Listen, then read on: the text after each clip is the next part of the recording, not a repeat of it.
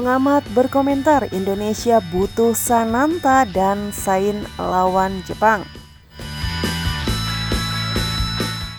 Ramadan Sananta yang absen dalam laga melawan Irak dan Vietnam diyakini bisa jadi solusi Timnas Indonesia melawan Jepang di Piala Asia 2023-2024. Timnas Indonesia akan bentrok dengan Jepang di Stadion Al-Tumama, Doha pada Rabu 24 Januari. Ini akan menjadi penentu laga apakah Indonesia bisa lolos ke babak 16 besar atau tidak. Dalam pandangan pengamat sepak bola nasional Muhammad Kusnaini, Sananta punya potensi tampil meski tak masuk line up di dua laga sebelumnya. Pemain Persis Solo itu layak dicoba. Menurutnya Indonesia butuh pemain berkarakter Sananta saat melawan Jepang. Pada saat yang sama Sananta juga butuh menit main agar kualitasnya makin terasah di masa mendatang. Saya pikir Sintayong harus memberikan ruang kesempatan kepada Sananta. Tim ini butuh pemain yang lebih klinis. Sananta itu lebih klinis dibandingkan Hoki dan Rafael, kata Kusnaini. Saat ini menurut saya striker lokal yang paling bagus rasio golnya ya Sananta. Ini bagus untuk perkembangan pemain itu sendiri dan Indonesia butuh Sananta yang semakin baik, ujarnya. Pemain lain yang dianggap bungkus sapaan akrab Kusnaini dibutuhkan untuk melawan Jepang adalah Sain Patinama. Bek sayap kiri ini bisa menjadi senjata melawan agresivitas pasukan Samurai Biru. Arhan lawan Vietnam main bagus dibanding laga pertama. Dia main lebih solid. Saya berpikir lawan Jepang nanti Sain punya peluang. Meski Arhan pernah main di Jepang, kata Kusnaini. Karakter main Jepang itu nanti menurut saya akan cukup membuat Arhan kerepotan. Patinama mungkin bisa menjadi opsi, tenaganya akan sangat membantu Timnas Indonesia, tutupnya.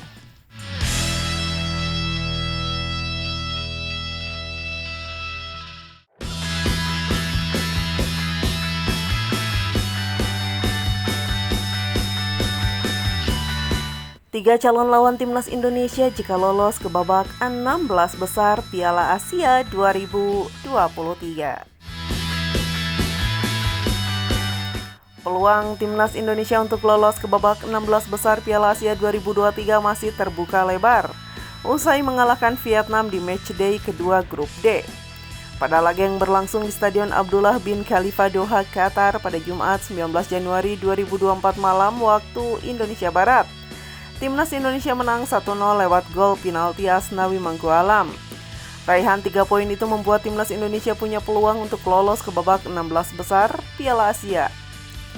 Garuda menduduki peringkat ketiga klasemen grup dengan raihan 3 poin seperti Jepang.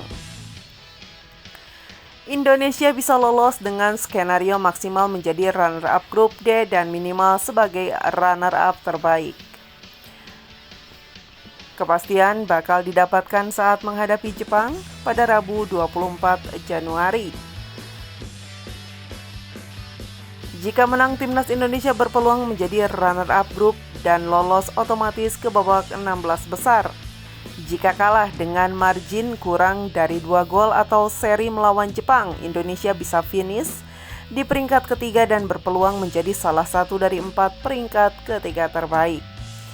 Lantas, siapa saja tim yang berpotensi menjadi lawan Timnas Indonesia jika lolos ke babak 16 besar Piala Asia 2023? 1.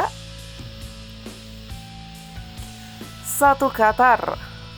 Tuan rumah Qatar sudah dipastikan lolos ke babak 16 besar Piala Asia usai meraih 2 kali kemenangan di grup A. Mereka akan melawan di antar peringkat ketiga dari grup C, D, atau E.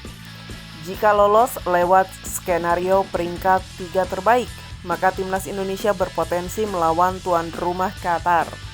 Ini tidak akan menjadi laga yang mudah karena Qatar bermain di depan publik sendiri. Terlebih Qatar merupakan juara bertahan usai menjadi kampion Piala Asia 2019. 2. Australia. Australia berpotensi besar mengunci juara grup B kendati posisi mereka masih bisa digeser Uzbekistan. Negeri Kanguru mengkoleksi 6 poin dan unggul 2 angka dari Uzbekistan. Jika lolos ke 16 besar sebagai juara grup B, Australia berpotensi besar bertemu dengan timnas Indonesia dengan asumsi lolos sebagai peringkat 3 terbaik. 3. Korea Selatan. Persaingan di grup E sangat ketat. Korea Selatan masih menduduki peringkat kedua dengan koleksi sama 4 poin. Taeguk Warriors kalah produktivitas gol dari Yordania. Korea Selatan hanya harus menghadapi Malaysia yang sudah dipastikan tersingkir di laga terakhir grup D. Sehingga 3 poin penuh diprediksi akan diraih Son Heung-min dan kolega. Sementara Yordania dihadang Bahrain yang akan mati-matian meraih kemenangan atau hasil imbang demi menghidupkan asa lolos ke babak 16 besar. Jika Korea Selatan yang menjadi juara grup D, maka timnas Indonesia dengan asumsi lolos lewat peringkat ketiga terbaik, maka akan saling berhadapan.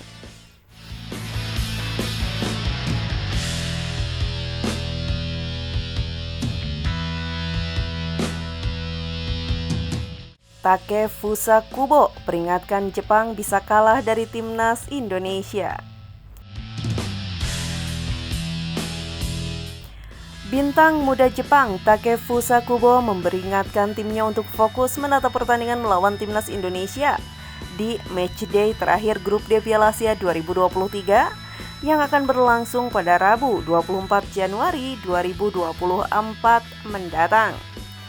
Jepang secara mengejutkan tumbang melawan Irak dengan skor 1-2. Hasil ini membuat langkah Samurai Biru di Piala Asia 2023 tersendat.